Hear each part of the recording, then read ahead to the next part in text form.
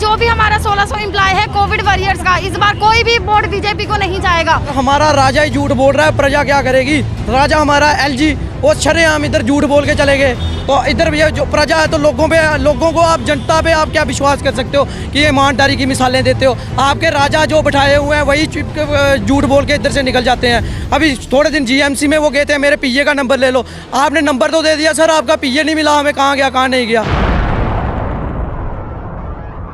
एक तरफ government medical college है और दूसरी तरफ ये एनएचएम के एम्प्लॉय जो हैं वो सड़कों पर है, जिसमें हमारी जम्मू की बेटियां भी हैं। और आप देखिए संघर्ष जो है वो वैसा ही है। हम एलजी साहब से यही कहना चाहते हैं उसको अपनी सीट छोड़ देनी चाहिए, क्योंकि अगर वो हम बच्चों का इतना सा कुछ नहीं कर सकते उनको।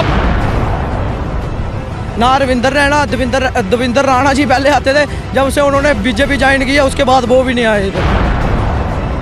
सर हमारे पास कोई रविंदर रैना, कोई देविंदर रैना, कोई हमारे पास कोई मोदी, कोई भी हमारे पास नहीं आया, कोई पॉलिटिकल लीडर हमारे पास नहीं, और वो आ भी नहीं सकते। उनकी इतनी औकात नहीं है कि वो हम लोगों को जो कोरोना वॉरियर्स है कि हम लोगों को वो फेस कर पाए। उनकी इतनी औकात नहीं है कि वो हम लोगों के दुनिया को पता लगा कि हाँ जी इनके कई लड़कियों के रिश्ते रुक गए हैं, उसका जिम्मेदार कौन होगा। 150 करोड़ वाले आबादी वाले देश में हमारा जो हेल्थ का जो बजट है वो 2%, शिक्षा बजट 2%, तो हमारा जो इतना सुबह से लेकर शाम तक खून निचोड़ते हैं आम जनता का, टैक्स का पैसा जो बड़े बड़े एडमिनिस्ट्रेटर फॉर्चूनर गाड़ियों में घूम रहे हैं, इधर जा रहे हैं उधर जा रहे हैं, ये क्या टैक्स हमने इनको देने के लिए इनकी आजाशियों के लिए बनाया या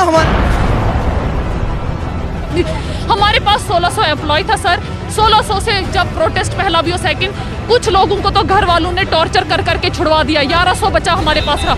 1100 से आज हमारे पास ओनली 750 बच्चा हमारे पास है जो अभी कोविड में काम कर रहा है। लेकिन जम्मू में ब्यूरोक्रेसी इतनी हाई रेट पे हो गई है कि जो हाई कोर्ट के ऑर्डर को भी नहीं मान रहे हैं। से भी मरेंगे। हमने उस जून जुलाई में काम किया है, कोविड की किटें पहन के हमने काम किया। वो किटें दिखाए ना, कोई लीडर दिखाए, सिर्फ 10 मिनट धूप में रह के पहन के। मगर हम लोग जब इतना कोरोना चल रहा था और हमने अपने बच्चों को इधर आग में झोंका है, आज हमारे बच्चों को निकाल रहे हैं, किस बेस पे निकाल रहे हैं। ये पास सर वैकेंसीज हर एक हॉस्पिटल्स में अवेलेबल है। जो हमारा ये नया हॉस्पिटल यहाँ पे बन रहा है, 250 सीटें यहाँ पे अवेलेबल है। जो हमारा MCH हॉस्पिटल है वहाँ पे कितने 240 पोस्टें खाली है। जो हमारा GMC है इधर 200 पोस्टें खाली है। जो हमारा SMGS हॉस्पिटल है वहाँ पे 90 पोस्टें खाली है।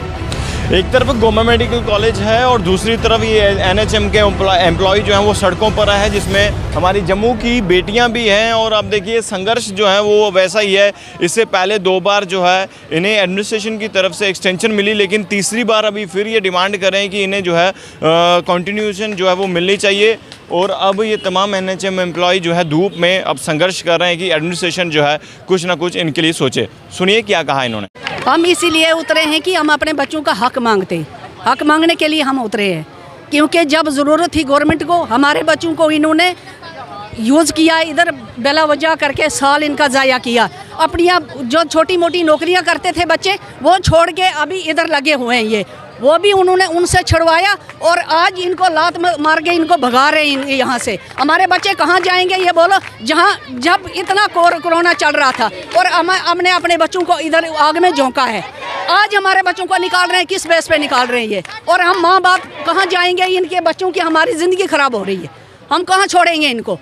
दुनिया को पता लगा कि हाँ जी इनके कई लड़कियों के रिश्ते रुक गए हैं, उसका जिम्मेदार कौन होगा, कौन इसका जवाब देगा, हमारे बच्चों की कौन जिम्मेदारी लेगा। मुझे ये बताए गवर्नमेंट, ये मुझे बताए कि उसकी जिम्मेदारी कौन लेगा। प्रोटेस्ट हुआ था, इन्होंने 3 महीने असरा कर दिए, आगे तो 3 महीने के बाद फिर निकाल रहे हैं। ये कौन सा ड्रामा है ये। हमारे बच्चों का हक दें, ये जो हक इनका बनता है। सीधी सी बात है, हम बदतमीजी अपने बच्चों को नहीं करने देंगे, ऐसी कोई बात नहीं है। हमने इतनी शिक्षा अपने बच्चों को दी है कि किसी से बदतमीजी मत करो, और जो काम करना है तो अपने जिम्मेदारी से करो, हर पेशेंट से अपनी जिम्मेदारी से काम करो। क्या हमारे बच्चों ने कुछ नहीं किया है? आप ये गवर्नमेंट मुझे बताए कि हमारे बच्चों ने कुछ नहीं किया है। साहिल जी क्या होगा अब? सर सबसे पहले मैं आपका थैंक यू करूंगा, क्योंकि आपने कल भी हमारी जो है कवरिंग ली थी, आज भी आप आए हो इतनी धूप में। सर हमने पहले जो हमारे प्रोटेस्ट रहे हैं, 2 प्रोटेस्ट पहले रहे थे, फिर उसके बाद हमने प्रेस क्लब के बाहर कोई 2-3 दिन पहले प्रेस क्लब में जम्मू में प्रोटेस्ट किया था कि एडमिनिस्ट्रेशन को ये अल्टीमेटम दिया था कि ये 7 तारीख को ये बोल रहे थे टर्मिनेट होने के लिए कि अगर 7 तारीख से पहले आप हमारा कुछ ऐसा निकाल देते हो तो हम ऐसा ना हो, हम ना प्रोटेस्ट करेंगे ना कुछ ऐसा वायलेंस क्रिएट करेंगे। लेकिन सर फिर हमने क्या किया था प्रोटेस्ट के बाद, क्योंकि हर बार प्रोटेस्ट करना, हर बार हमारे एम्प्लॉय सफ़र करेंगे, इसलिए हमने क्या किया था, हमने हाई कोर्ट में या अपना हाई कोर्ट का दरवाज़ा खटखटाया था कि हाई कोर्ट से हमें थोड़ी रिलीफ मिलेगी। हाई कोर्ट से सर हमारे जो बच्चे हैं, हमारे आधे बच्चे हैं जिन्होंने केस फाइल किया हुआ है, हाई कोर्ट से इनको डायरेक्शन आई थी कि इन बच्चों को जो मतलब इसमें एनएचएम में लगे हुए हैं, जब तक अगली हेयरिंग नहीं हो जाती तब तक आप इनको टर्मिनेट नहीं कर सकते। लेकिन जम्मू में ब्यूरोक्रेसी इतनी हाई रेट पे हो गई है कि ये हाई कोर्ट के आर्डर को भी नहीं मान रहे हैं। ना तो एमडी एनएचएम ने माना, क्योंकि उसमें 3 पार्टी हैं, एक है एमडी एनएचएम, एक है एडिशनल चीफ सेक्रेटरी और एक है प्रिंसिपल। और इनकी मीटिंग होती है और मीटिंग होने के बाद हमारे बच्चों को उठा के ये बोल देते हैं कि नहीं, आपका जो टेन्योर है आपका 7 को कंप्लीट हो रहा है, हमारे बाद आपके पास। और पीछे से यही बात आती है, ये बोल रहे हैं कोई बात नहीं, आपने ड्यूटी करनी है करो, लेकिन हमारे पास आपको सैलरी देने के लिए फ़ंड्स नहीं है। अगर इन केस अभी आपातकालीन स्थिति लग जाती है जम्मू कश्मीर में तो तब इनके पास फ़ंड्स कहाँ से आए। अगर फ़ंड्स की बात आ जाती है, मैं ये पूछना चाहता हूँ कि हमारे फंड्स भाई जा रहे कहाँ हैं? सुबह से लेकर शाम तक टैक्स पे करो 106 रुपये 107 रुपये लीटर तेल हो गया। हमारा जो पैसा ये निचोड़ रहे हैं, ये पैसा जा रहा है किसके पास है? ना तो इनके पास प्रॉपर रिक्रूटमेंट का कोई चैनल है, 4-5 साल हो जाता है एक रिक्रूटमेंट को पूरा प्रोसेस करने के लिए। ना तो इनके पास प्रॉपर रिक्रूटमेंट है, ना पुलिस में है, ना पहले फिर होता था पुलिस की वैकेंसीज निकलती थी, क्रिएट होती थी, जो है हमारा यूथ को एम्प्लॉयमेंट मिलती थी, सेफ एम्प्लॉयमेंट मिलती थी। आज का टाइम वो आ गया, वो हमारे जो लगे हुए बंदे हैं उनको ये बाहर निकाल रहे हैं। और सबसे बड़ा 135 करोड़ वाले देश की आबादी, शर्म तो इस बात की है, 150 करोड़ वाले आबादी वाले देश में हमारा जो हेल्थ का जो बजट है वो 2%, शिक्षा बजट 2%। तो हमारा जो इतना सुबह से लेकर शाम तक खून निचोड़ते हैं आम जनता का, टैक्स का पैसा जो बड़े बड़े एडमिनिस्ट्रेटर फॉर्चूनर गाड़ियों में घूम रहे हैं, इधर जा रहे हैं उधर जा रहे हैं, ये क्या टैक्स हमने इनको देने के लिए इनकी आजाशियों के लिए बनाया या हमारे लिए? जो हालत है, क्योंकि आप मेडिकल से जुड़े हो और मेडिकल से जुड़े हमारे MOS है, minister of state doctor Jitendra Singh है, PMO में बैठे हैं, तो क्या लगता है उनको तो ये जानकारी होगी कि जनाब कितना दर्द है? मेरे को लग रहा है जानकारी उनको है, तभी अंदर सारी गेमें चल रही हैं। क्योंकि एक आदमी एक चीज़ को तभी हाथ डाल सकता है जब उसको जानकारी हो। ऐसे तो नहीं है, अब एक लैंडमैन होता है खंबे पे चढ़ता है, उसको पता है इस तार में करंट होगा, उसको कुछ नॉलेज ही होगी तब जाके वो वाली तार नहीं पकड़ता, उसको अंदर पता होता है कौन सी तार को हाथ डालना होता है। यहाँ तो फिर अंदर से ही गोलमाल चल रहा है। मैं तो सर ये कह रहा हूँ, आप हमारे बंदों को, हम नहीं बोल रहे हैं आप रेगुलराइज करो, हमारे बंदों को कंटिन्यू करो। इन्होंने कोविड में काम किया और हमारा राजा ही झूठ बोल रहा है, प्रजा क्या करेगी? राजा हमारा LG वो शरेआम इधर झूठ बोल के चले गए, तो इधर ये जो प्रजा है तो लोगों को आप, जनता पे आप क्या विश्वास कर सकते हो कि ये ईमानदारी की मिसालें देते हो? आपके राजा जो बैठाए हुए हैं वही झूठ बोल के इधर से निकल जाते हैं। अभी थोड़े दिन GMC में वो गए थे, मेरे PA का नंबर ले लो, आपने नंबर तो दे दिया सर, आपका PA नहीं मिला, हमें कहाँ गया कहाँ नहीं गया, हम किसको बोलेंगे, हम किसको पूछेंगे जाके? कहीं ना कहीं हालत ठीक नहीं है यहाँ पर NHM एम्प्लॉइज़ के क्या सर, किसी के भी हालात ठीक नहीं है। हमारे मोहल्ले के बच्चे हैं, वो हमें बोलते हैं भैया आप जाते हो उधर जम्मू में, जब आपका प्रोटेस्ट होता है आप हमारी बात भी उठाया करो। और 5 बच्चे ओवर एज हो गए हैं इनकी, पहले फिर रिक्रूटमेंट आती थी, आर्मी की आती थी, पुलिस की आती थी, वो बोलते हैं, बच्चे बोलते हैं भैया आप जाते हो उधर प्रोटेस्ट करते हो, हमारी बात भी उठाया करो। हर जगह चोर बाजारी इन्होंने फैला के रखी हुई है। बंदा जाए, एक आम बंदा इतना सफ़र कर रहा है इस टाइम पे, बंदा तो क्या है, मैं बोल रहा हूँ सर आप ऐसा काम करो, जो BJP वाले हैं एक काम करो, जहर लेके आओ, ये जो बैठे हुए हैं इनको दे दो, ये फिर मर जाए, आपके लिए पूरा सिस्टम ही ख़त्म हो जाए। यहाँ तो प्रॉपर हमारी सेफ जॉब पॉलिसी बना के हमें रिक्रूट कर दो।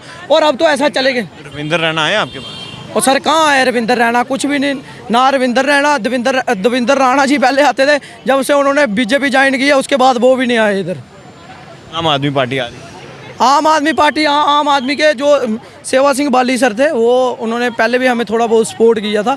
हमें सर पॉलिटिकल एजेंडे में पहले नंबर घुसना ही नहीं है। हमें पॉलिटिकल से, ना हमें आम आदमी पार्टी से लेना देना है, ना हमें कांग्रेस से लेना देना है, ना हमें BJP से कुछ लेना देना है। हम ये चाहते हैं हमारे जो बच्चे हैं, यूथ एम्प्लॉयमेंट है, इनको सेव करो। क्योंकि आप कुछ 51 वाइन शॉप आप जम्मू में ऑर्गेनाइज़ कर रहे हो, इधर दे रहे हो, तो ये जो बेरोजगार हो रहे हैं इनको क्या शराब पिलानी है आपने?